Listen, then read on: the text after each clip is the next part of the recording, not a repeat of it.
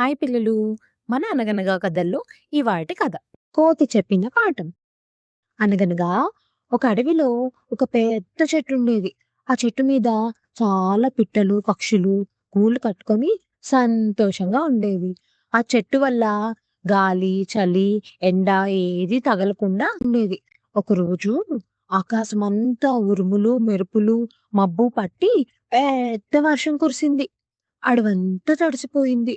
ఆ చెట్టు పక్కనే ఆడుకుంటున్న కొన్ని కోతులు వానలో తడిసి గడగడా వణికిపోయాయి. వాటిని చూసి పక్షులు నవ్వుతూ వాటితో వెటకారంగా మాట్లాడాయి. మేమింత చిన్నగా ఉన్నా మా ముక్కులతో గడ్డి, చితుకులు అన్నీ తెచ్చుకొని గూళ్ళు కట్టుకున్నాం.